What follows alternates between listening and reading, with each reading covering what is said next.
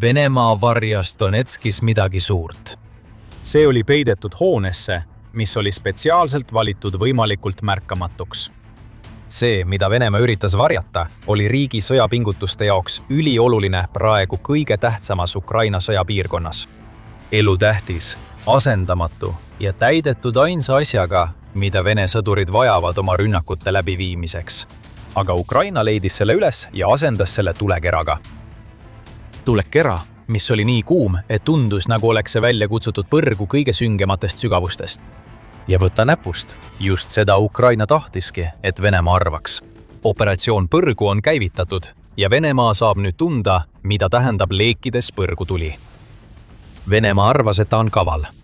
Okupatsiooni all oleva Donetski sügavustes asub asula nimega Novo-Ambruzivka. See asula, nagu paljud teisedki, oli saanud osaks suurest kütuseladude ja logistikasõlmede võrgustikust, mille Venemaa on Donetski oblastis loonud. Ja kõiki neid sihtmärke peeti kunagi Ukraina löökide haardeulatusest väljas olevateks. Siiski oli Venemaa valmistunud selleks päevaks, kui see enam nii ei oleks. Novo-Ambruzivkas oli oluline kütuseladu peidetud silma alt ära. Selle asemel, et olla avatud alal, oli see peidetud tohutu tsemenditehase territooriumile. Kütust toimetati tehasesse raudteed mööda ning seda hoiti nii maa-alustes reservuaarides kui ka maapealsetes mahutites, mis kõik olid silma alt ära peidetud. Venemaa säilitas varjatuse, transportides kütust tehasest välja veoautodega, mis olid maskeeritud tsiviilsõidukiteks. Need veoautod viisid kütuse edasi peamistesse varustusladudesse, tagades, et Donetskis asuvatel Vene rünnakurühmadel oleks olemas kõik vajalik mehhaniseeritud rünnakute ja muude sõidukeid hõlmavate operatsioonide läbiviimiseks. Selle operatsiooni varjamine toimis kuid, kuni see enam ei toiminud. 12. juulil teatas Ukraina esimene Azovi korpus, et nad olid mitte ainult leidnud Venemaa salajase kütusebaasi, vaid olid sellega tabanud droonidega, mis jätsid loendamatu hulga elutähtsat Vene kütust põlema. See rünnak oli osa laiemast rünnakust Novo-Ambruzivka vastu, mis kahjustas ka raudteeliine ja andis Putinile väga selge sõnumi, et logistiline sõlmpunkt, mida ta kunagi pidas kättesaamatuks, on nüüd väga selge sihtmärk. Azovi korpus nimetas selle rünnaku operatsiooniks põrgu ja see juhtus nii. Sellist rünnakut nagu see ei saa läbi viia hetke ajal. See polnud lihtsalt nii, et Azovi korpus leidis peidukoha üles ja saatis siis droonid seda hävitama. Nagu korpus ise oma Telegrami postituses avaldas, millega nad tehtust teatasid, nõudis operatsioon põrgu, kuid kestnud planeerimist ja jälgimist, enne kui Ukraina sai olla kindel, et neil on õige asukoht ning et nad suudavad maksimeerida droonide mõju, mida nad valmistusid saatma. Azovi korpuse liikmed ei saanud tehasesse sisse. See oleks nõudnud läbi Vene okupantide lainete murdmist, mis oleks olnud enesetapumissioon. Selle asemel tegid korpuse droonioperaatorid varjatud Vene kütusebaasi kohal luurelende. Iga lend endis veidi rohkem teavet kui eelmine. Betonitehase paigutus kaardistati, et tagada ründedroonide operaatoritele võimalus kiiresti tuvastada sihtmärgid, mida nad pidid tabama, kui neid kutsutakse. Kaardistati ja jälgiti ka logistilist võrgustikku, mis varustas tehast ja viis sealt välja. Sealhulgas varem mainitud raudteeliinid, samuti suur osa toetavast infrastruktuurist, mis hoidis Vene kütusetehast töös. Kuude jooksul töötati välja plaan. Ukraina valis selleks tööks isegi ideaalse drooni, tehisintellektiga Horneti, mis on viimastel kuudel põhjustanud kaose keskmaa rünnakutega, hävitades Vene kütuse- ja varustusveokeid kogu okupeeritud aladel. Seekord seisavad need droonid silmitsi palju keerulisema ülesandega. Need olid ideaalne valik ja me selgitame mõne minuti pärast miks, aga praegu jääme operatsioon põrgu juurde. Kui plaan oli valmis ja relv valitud, oli Azovi korpus valmis ründama. Aga nagu me varem ütlesime, see polnud lihtsalt droonide saatmine kütuseveokite ründamiseks. Kõik algas ühest raudteekraanast. Kihilise rünnaku esimene sihtmärk polnud sugugi mingi tavaline kraana. See oli just see konkreetne kraana, mille Azovi korpus tuvastas kui selle, mida Venemaa üritab kasutada kahjustatud raudteerööbaste puhastamiseks, mis viisid varjatud kütuselaoni peamise sihtmärgini. Kraana hävitamine tähendas Venemaa aeglustamist ning sama mõttemuster jätkus ka teise sihtmärgiga, kui Azovi korpus ründas järgmisena juba rööbastel olnud vedurit. Raudteele ligipääsu tõkestamiseks anti 2 järjestikust lööki. Rikkis vedur ei saanud enam teistele sissepääsu üritavatele rongidele teed anda ning kuna kraana oli rivist väljas, ei saanud seda isegi rööbastelt ära tõmmata. Võid arvata, et järgmisena oli sihikule võetud kütuselaahoone, aga sa eksid. Azovi korpussel oli plaanis veel üks samm. Nende järgmine sihtmärk oli elektrialajaam, mis varustas elektriga tsemenditehast, kus Venemaa kütust peideti. See oli geniaalne käik. Me võime vaid ette kujutada paanikat tehases, kui tuled kustusid. Vene sõdurid, kes veel hetk tagasi olid kindlad, et Ukraina ei tea isegi, mis tsemenditehases peidus on, said nüüd aru, et midagi on väga valesti. Ja kui nad paanikasse sattusid, teadmata mida edasi teha, siis just sel hetkel jõudis Azovi korpus uudistesse. Järgmine saabuv droonide laine sihtis kütusepaake ja raudteeliine, mis olid juba kuid varem hoolikalt kaardistatud. Venemaa ei saanud selle vastu midagi teha. Löök, mis oli sama ootamatu kui kõik eelnevad Ukraina rünnakud okupeeritud aladel, viidi läbi nii meisterliku täpsusega, et ühel Donetski võtmetähtsusega kütusehoidlal polnud mingit võimalust. Kütusetooted on sõjaveri. Okupatsioonivägede varustamiseks kulutasid venelased palju aega logistikasõlmede võrgu rajamisele, uskudes, et need on Ukraina rünnakute eest kaitstud. Esimese Azovi korpuse droonioperaatorid muutsid vaenlase plaane, teatas korpus Telegrammis. Samuti toodi välja, et sellel rünnakul on veel üks suur mõju, mis mõjutab Putini plaane Donetski suhtes. Osa Venemaa kütusevarustuse võrgustikust tuleb nüüd okupeeritud aladelt ümber paigutada Venemaa põhiterritooriumile. Donetski rindel olevate sõdurite jaoks tähendab see suuri viivitusi nende operatsioonideks vajaliku kütuse kohale jõudmises. Kas see aeglustab Venemaa rünnakute tempot? Ebatõenäoline. Putin on piisavalt kalk, et öelda nendele sõduritele, et nad peavad ikkagi ründama või varustust tassima. Näed peavad seda lihtsalt tegema ilma sõidukiteta või ilma end kaitsmata Ukraina tapatsoontes. Kuidagi me ei usu, et see eriti hästi välja kukub. Hävitades Venemaa varjatud kütuselao, on Ukraina samuti hukka mõistnud veel rohkem Putini käsilasi, just nagu Ukraina kavatseski.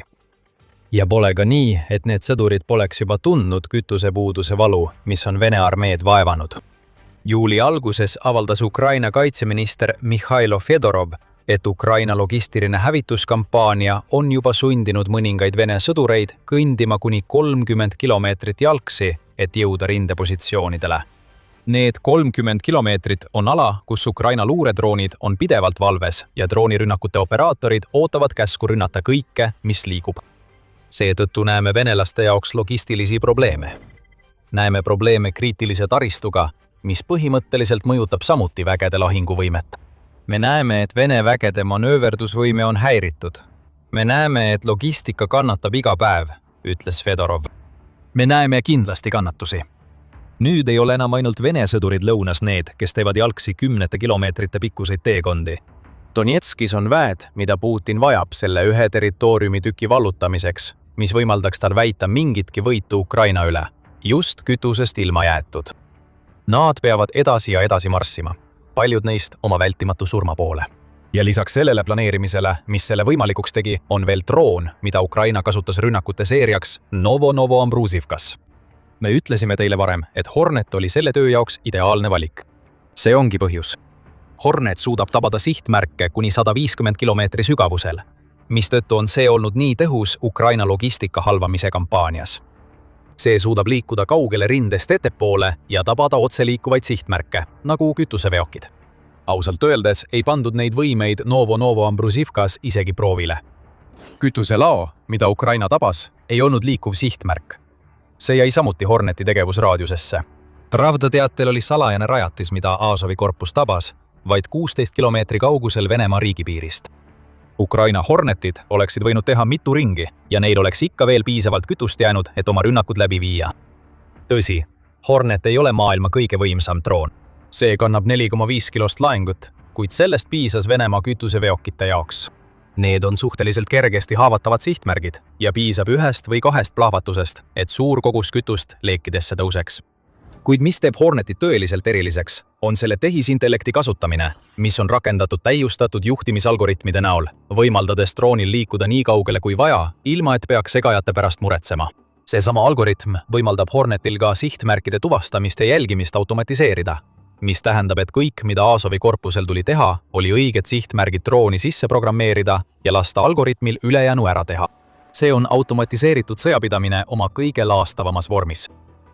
Horneti nõelamist tundsid nüüd kõik Vene sõdurid, kes toetusid salajasele Donetski kütusebaasile. Ja kui tsemenditehas, mida Venemaa arvas kavalalt kütuse peitmiseks kasutavat, põles, olid Ukrainal veel teisedki raudad tules. Donetski tehase hävitamine tähendas, et okupeeritud aladel polnud enam kütust. Ukraina täiendas seda veel ühega, mis asub üle 800 kilomeetri kaugusel, muutes Venemaa kütuseprobleemid veelgi hullemaks. Aga enne kui sellesse süveneme, see on The Military Show. Kui sa pole veel kanalit tellinud, siis võta hetk, vajuta nuppu ja pane märguannete kelluke tööle, et näha rohkem meie igapäevaseid videoid. Samal päeval, kui Azovi korpus avalikustas, et nad olid Horneti droonidega ühe Venemaa suurima saladuse paljastanud, tuli välja veel üks uudis. Umbes 800 kilomeetri kaugusel Ukrainast olid droonid tabanud mitu korda Sisrani naftatöötlemistehast Samara oblastis. See rafineerimistehas on varemgi sihtmärgiks olnud. Nii see peabki olema, sest see suudab igal aastal rafineerida umbes 8,9 miljonit tonni toornaftat kütuseks ja muudeks naftapõhisteks toodeteks. Aga seekord tegi Ukraina enamat, kui lihtsalt sundis rafineerimistehast ajutiselt sulgema. Ukraina droonid olid nii täpsed, et analüütikute arvates said pihta kõik peamised rafineerimisüksused, mis võib viia Sisrani tehase tootmisvõimsuse täiesti nullini. Euromideeni press annab sellest üksikasjalikult teada. Teatatakse, et Ukraina rünnak algas mingil hetkel 11. juuli öösel ja jätkus 12. juuli varahommikuni. Kell 4.32 teatasid jälgimiskanalid, sealhulgas Supernova Plus ja Xelenova Plus rünnakust, jagades kaadreid leekidest ja tohututest suitsupilvedest, mis tõusid Venemaa suurimast rafineerimistehasest. Ei läinud kaua aega, kui rünnaku asukoht kaardistati. Avatud allika luurekanali Cyber. Cyber Barashno andmetel näib, et Ukraina Sisrani rünnak viidi läbi pika tegevusraadiusega FPFP-1 droonidega ning need droonid tabasid 3 töötlemisseadet, mida tehas vajab oma töö tegemiseks. Kanali sõnul oli tabatud seadmete hulgas ka AVT-5 esmase töötlemise seade. See üks seade töötleb aastas 2,6 miljonit 8,9 miljonist tonnist naftast, mida Sisran igal aastal töötleb, mis moodustab umbes 30% tehase võimsusest. Tabamuse sai ka AVT-6 seade, mis töötleb ülejäänud 6,3 miljonit tonni. Ja tundub, et Ukraina droonid tabasid ka tehases asuvat LCH-35-11-600 katalüütilist reformerit, mida kasutatakse bensiini jaoks vajalike komponentide tootmiseks. Kui need teated on õiged, siis näeme 2 asja. Esiteks muutuvad Ukraina droonid iga nädalaga täpsemaks. Nii palju, et Venemaa ei saa enam usutavalt kasutada oma tavapärast droonirusude ettekäänet, sest on selge, et Ukraina on tabanud täpselt neid sihtmärke, mida ta soovis tabada. Ja teiseks, kogu Sisrani rafineerimistehas on just rivist välja viidud. 100% selle naftatöötlemisvõimsusest on hävitatud ja võib kuluda nädalaid või isegi kuid, enne kui Venemaa suudab tehase vähemalt osaliselt taas tööle panna. Lõppude lõpuks ei ole Venemaal sugugi lihtne saada kätte kõiki neid komponente, mida on vaja nende hävitatud töötlemisseadmete parandamiseks või taastamiseks, kui lääne sanktsioonid on kehtestatud just selleks, et takistada Venemaal nende komponentide ostmist. Me kasutasime väljendit 1-2 kombinatsioon, et kirjeldada, kuidas Azovi korpus hävitas esmalt raudtee infrastruktuuri ja seejärel kütuse varjatud Donetski rajatises. Me võime seda väljendit siin uuesti kasutada. Ukraina andis tugeva löögi oma Donetski rünnakuga ja järgnes sellele võimsa hoobiga, mis hävitas Venemaa kütuse ühes selle allikatest. Just seda me siin näeme. Mitmetasandilised rünnakud, mis tabavad Venemaa kogu tarneahelat, alates allikast kuni kütust vedavate veokiteni välja. See kõik avaldab Venemaale tohutut mõju. Kütusekriis on juba täies hoos ja pole ühtegi Venemaa piirkonda, mis ei kannataks. Palju on räägitud sellest, kuidas Ukraina keskmaa- ja süvarünnakud põhjustavad kütusepuudust, mis mõjutab Vene tarbijaid ja sellest tulekski palju rääkida. Need puudused suurendavad survet Putini peale, ajades paljud venelased oma väidetava tugeva kaitsjaga väga vihaseks. Järjekorrad tanklates üle kogu Venemaa ulatuvad nüüd miilide pikkuseks ning paljud inimesed, kes ootavad tundide kaupa nendes järjekordades, avastavad lõpuks, et pumbad on tühjaks saanud ja nad peavad minema kuhugi mujale uuesti järjekorda seisma. Mõned oportunistlikud venelased kindlustavad endale isegi koha järjekorras ja müüvad neid kohti kuni $460 eest meeleheitel inimestele, kes vajavad kütust. Kõigi nende puuduste tõttu on meeleolu Venemaal muutumas üha kibedamaks, teatas The Independenti ajakirjanik Aleksandr Titov 10. juulil. Olen alates 2022 aastast igal aastal Venemaal käinud ja meeleolu on selgelt muutunud. 2022 aastal oli kõik seotud ellujäämise ja sanktsioonide ja sõja uue reaalsusega kohanemisega. Järgnevatel aastatel toimus stabiliseerumine ja kasvas optimism majanduse kohanemisvõime suhtes. Siiski, juba 2026 aastaks räägiti majanduslangusest veel enne, kui praegused kütusepuudused tekkisid, kirjutab Tietov. See kõik on osa Ukraina surveplaanist Putini vastu. Kuid Donetski rünnakuga näeme, et Ukraina viib oma kampaania uuele tasemele, et tekitada Venemaale kütusekriis. Nüüd ei tunne seda enam ainult tavaline inimene, kes seisab järjekorras tanklas. Rindejoonel olevatelt sõduritelt võetakse nende rünnakute elujõud käest ära. Idee on lihtne.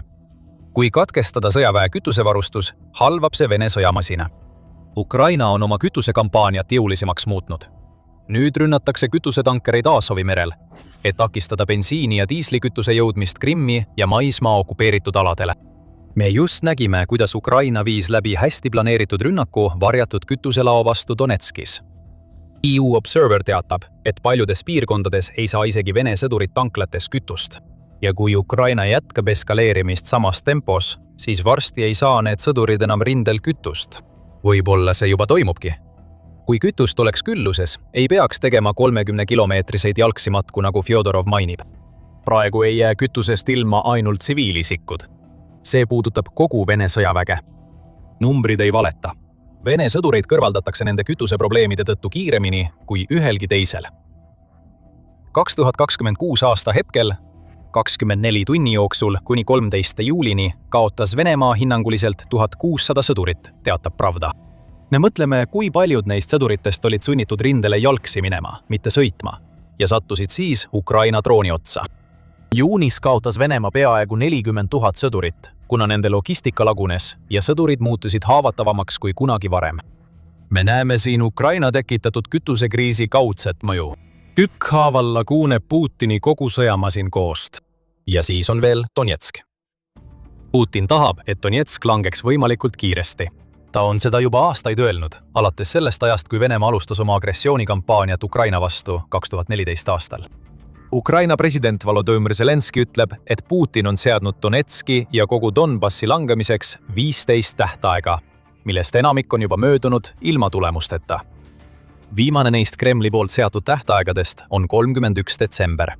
See järgneb varasematele 2026 aasta tähtaegadele nagu 31. märts, see ei õnnestunud, ja 1. september, millest Putin näib olevat loobunud juba ammu, enne kui me sinna jõuamegi. Tähtajad ei loe. Al Jazeera ütleb, et Venemaa praeguse edenemistempo juures kulub ülejäänud Donetski hõivamiseks veel 5150 päeva ehk umbes 14 aastat. Tõenäoliselt on Putin selleks ajaks surnud. Kütusepõleng varjatud laos, mis asub vähem kui 20 kilomeetri kaugusel rindest, ei aita Venemaad kuidagi.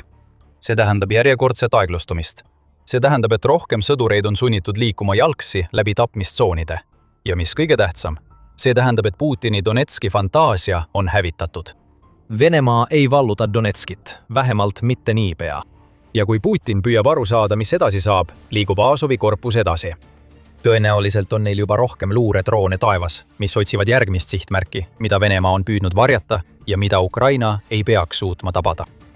Me mainisime juba tohutuid järjekordi Venemaa bensiinijaamades, aga sellest me ei rääkinud, et seal on kaklused, relvad, noad, politsei ja, pole ilusat viisi seda öelda, sitt. Praegu valitsevad bensiinijaamade järjekordades kaos ja vägivald ning sa saad sellest kõigest teada, kui vaatad meie videot. Ja kui sulle see video meeldis, siis The Military Show kanali tellimine on vaid 1 kliki kaugusel ning me toome sinuni iga päev värske annuse Venemaa viimastest läbikukkumistest oma hukule määratud sissetungis Ukrainasse. Aitäh nagu alati, et vaatasid!